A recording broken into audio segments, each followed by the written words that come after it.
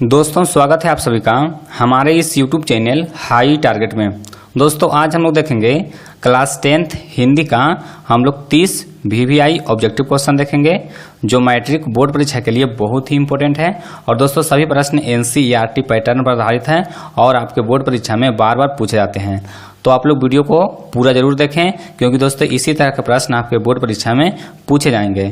तो आप लोग 30 में कम से कम 25 का सही उत्तर दे दीजिएगा तो आपका तैयारी है वो अच्छा है, अन्यथा आपका तैयारी है वो अच्छा नहीं है, आपको और भी मेहनत करने की ज़रूरत है। तो दोस्तों ये भी देखते हैं कि कितने स्टूडेंट 30 में 30 प्रश्न का उत्तर सही दे पाते हैं। तो आप लोग लास्ट में ज़रूर कमेंट कीजिएगा कि आपका 30 में कितना प्रश्न का उत्तर सही हुआ। तो चलिए हम पहला क्वेश्चन से वीडियो को स्टार्ट करते हैं। आप लोग जल्दी से वीडियो को लाइक कीजिए और चैनल पर नए हैं तो चैनल को भी सब्सक्राइब करके बेल आइकन को दबा लीजिए ताकि आपको वीडियो का नोटिफिकेशन मिलता रहे।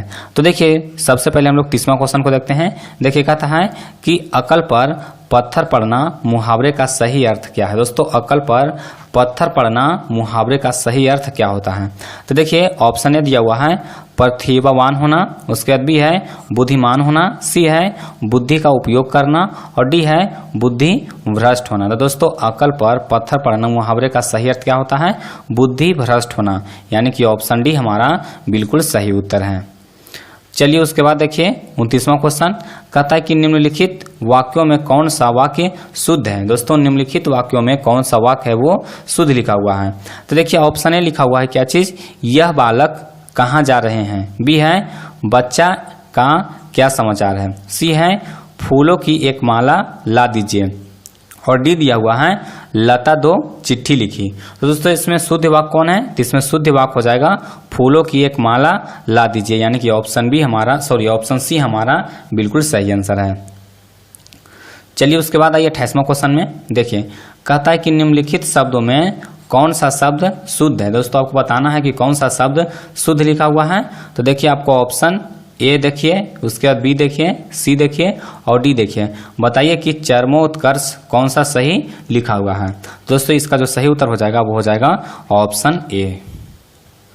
चलिए उसके बाद हम लोग अगला प्रश्न देखते हैं। देखिए कहता है कि निम्नलिखित शब्दों में कौन सा शब्द शुद्ध है। दोस्तों आपको चारों बारी बारी से देखिए ऑप्शन और बताइए कि कौन सा जो ऑप्शन है वो सही शब्द यानी कि शुद्ध शब्द लिखा हुआ है। तो इसमें जो हमारा आंसर होगा वो हो जाएगा ऑप्शन बी हो जाएगा उच्छ्वास। चलिए उसके बाद आइए 26वां क्वेश्चन में, बहुत ही इंपॉर्टेंट प्रश्न है। कहता है कि बुढ़ापा में कौन सा प्रत्यय है। दोस्तों बुढ़ापा में कौन सा प्रत्यय है, तो बुढ़ापा में है पा प्रत्यय। कौन सा प्रत्यय है, पा, यानी कि ऑप्शन ए हमारा सही उत्तर होगा। चलिए उसके बाद आइए 25वां क्वेश्चन में। देखिए कहता है कि बहादुर को कितने रुपये चोरी का इल्जाम लगा था। दोस्तों बहादुर को कितने रुपये चोरी का इल्जाम लगा था। तो देखिए आपको ऑप्शन ए में दिया हुआ है 10 रुपये, बी है 11 रुपये, सी है 12 रुपये और डी है 13 रुपये। तो दोस्तों बहादुर पर 11 रुपये चोरी का आरोप लगा था, यानी कि ऑप्शन बी जो होगा वो सही उत्तर होगा। चलिए उसके बाद देखिए 24वां क्वेश्चन, बहुत ही इंपॉर्टेंट प्रश्न है। देखिए कहता है कि उत्तर भारत से नागरी लिपि के लेख कब से मिलने लगते हैं। दोस्तों उत्तर भारत से नागरी लिपि के लेख कब से मिलने लगते हैं। तो इसका आप लोग ऑप्शन देखिए दिया हुआ है 8वीं सदी, बी है 6ठी सदी, सी है 9वीं सदी और डी है 4थी सदी। तो दोस्तों इसका जो सही उत्तर होगा वो हो जाएगा 8वीं सदी, यानी कि ऑप्शन ए इसका सही आंसर है। चलिए उसके बाद आइए 23वां क्वेश्चन में। देखिए कहता है कि सीते के बेटों ने सीता को कितने रुपये माहवारी खर्च देने का निर्णय लिया। तो दोस्तों इसका जो सही उत्तर हो जाएगा वो हो जाएगा 50 रुपये, यानी कि ऑप्शन ए हमारा सही उत्तर होगा। उसके बाद देखिए 22वां क्वेश्चन देखिए कहता है कि पंडित बिरजू महाराज लखनऊ घराने के किस पीढ़ी के कलाकार हैं। दोस्तों पंडित बिरजू महाराज लखनऊ घराने के किस पीढ़ी के कलाकार हैं। तो हमारा उत्तर हो जाएगा 7वीं पीढ़ी के, यानी कि ऑप्शन बी हमारा बिल्कुल सही आंसर है। चलिए उसके बाद देखिए 21वां क्वेश्चन कहता है कि बेतमा दान पत्र किस समय का है। दोस्तों बेतमा दान पत्र किस समय का है। देखिए आपको ऑप्शन दिया हुआ है 1020 ईस्वी, बी है 1021 ईस्वी, सी है 1022 ईस्वी और डी है 1023 ईस्वी। तो दोस्तों इसका जो सही उत्तर हो जाएगा वो हो जाएगा ऑप्शन ए। चलिए उसके बाद देखिए 20वां क्वेश्चन कहता है कि नागरी लिपि के आरंभिक लेख हमें कहाँ से मिले हैं। दोस्तों नागरी लिपि के आरंभिक लेख हमें कहाँ से मिले हैं, तो हमारा उत्तर हो जाएगा दक्षिणी भारत से, यानी कि ऑप्शन सी हमारा सही उत्तर है। चलिए उसके बाद देखिए 19वां क्वेश्चन कहता है कि सहजात वृत्तियां किसे कहते हैं। दोस्तों सहजात वृत्तियां किसे कहते हैं, तो सहजात वृत्तियां हम लोग कहते हैं अनजान स्मृतियों को, यानी कि ऑप्शन 20 का सही उत्तर है। चलिए उसके बाद आइए अगला प्रश्न कहता है कि वर्ण कितने प्रकार के होते हैं। दोस्तों वर्ण कितने प्रकार के होते हैं, तो वर्ण 3 प्रकार के होते हैं, स्वर वर्ण, व्यंजन वर्ण और विसर्ग वर्ण, यानी कि ऑप्शन बी हमारा बिल्कुल सही उत्तर है। चलिए उसके बाद देखिए कहता है कि मछली कहानी, दोस्तों कहता है कि मछली कहानी में किस वर्ग का चित्रण है। दोस्तों मछली कहानी में किस वर्ग का चित्रण है, तो निम्न मध्यम वर्गीय परिवार का चित्रण है, यानी कि ऑप्शन सी इसका सही उत्तर होगा। चलिए उसके बाद आइए अगला प्रश्न में देखिए 16 नंबर सवाल कहता है कि लाल शतरुज का धार्मिक उपयोग कब से कब तक होता रहा। दोस्तों कहता है कि लाल शतरुज का धार्मिक उपयोग कब से कब तक होता रहा, तो दोस्तों इसका उत्तर हो जाएगा 14वीं सदी से फ्रेंच क्रांति तक, यानी कि ऑप्शन डी हमारा बिल्कुल सही उत्तर होगा। चलिए उसके बाद आइए कहता है कि ल मादामोजेल द अवेन्यू किसके कृति है। तो दोस्तों ल मादामोजेल द अवेन्यू है जो पिकासो की कृति है, यानी कि ऑप्शन बी इसका सही उत्तर होगा। चलिए उसके बाद आइए अगला प्रश्न में देखिए 14 नंबर सवाल कहता है कि पंडित बिरजू महाराज का जन्म कब हुआ। दोस्तों पंडित बिरजू महाराज का जन्म कब हुआ था, तो 4 फरवरी 1938 ईस्वी को, यानी कि ऑप्शन ए हमारा बिल्कुल सही उत्तर है। चलिए उसके बाद आइए अगला प्रश्न में देखिए कहता है कि साहित्य की परंपरा का पूर्ण ज्ञान किस व्यवस्था में संभव है। दोस्तों कहता है कि साहित्य की परंपरा का पूर्ण ज्ञान किस व्यवस्था में संभव है, तो दोस्तों इसका उत्तर हो जाएगा समाजवादी व्यवस्था, यानी कि ऑप्शन सी इसका सही उत्तर है।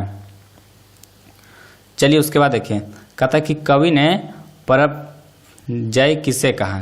दोस्तों कहता है कि कवि ने परंजय किसे कहा है, तो दोस्तों इसका जो सही उत्तर हो जाएगा वो हो जाएगा ऑप्शन सी बादल को। कवि ने परंजय किसका कहा है, तो बादल को कहा है।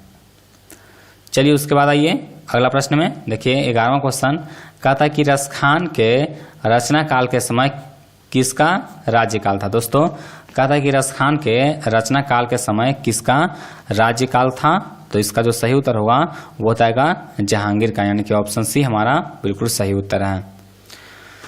चलिए उसके बाद आइए 10वां क्वेश्चन में देखिए कहता है कि वाणी कब 20 के समान हो जाती है। दोस्तों वाणी कब 20 के समान हो जाती है, तो हमारा उत्तर होगा राम नाम के बिना, यानी कि ऑप्शन ए हमारा सही उत्तर होगा। चलिए उसके बाद आइए अगला प्रश्न में देखिए कहता है कि महात्मा गांधी के अनुसार उद्यत व बढ़िया शिक्षा क्या है। तो दोस्तों देखिए महात्मा गांधी के अनुसार उद्यत व बढ़िया शिक्षा क्या है, तो अहिंसक प्रतिरोध, यानी कि हिंसा न करके, यानी कि अहिंसक मतलब होता है बिना लड़ाई झगड़ा का, तो हमारा सही उत्तर क्या हो जाएगा, ऑप्शन सी हो जाएगा। चलिए उसके बाद आइए 8वां क्वेश्चन में देखिए कहता है कि बिस्मिल्लाह खां के साथ किस मुस्लिम पर्व का नाम जुड़ा हुआ है। दोस्तों बिस्मिल्लाह खां के साथ किस मुस्लिम पर्व का नाम जुड़ा हुआ है, तो हमारा उत्तर होगा मुहर्रम का, यानी कि ऑप्शन डी इसका सही उत्तर है। चलिए उसके बाद देखिए कहता है कि हिरोशिमा कविता किसका कहता है कि चित्रण करती है। दोस्तों हिरोशिमा कविता किसका चित्रण करती है, तो हमारा उत्तर हो जाएगा ऑप्शन डी आधुनिक सभ्यता की दुर्दशा मानवीय भविष्यका का।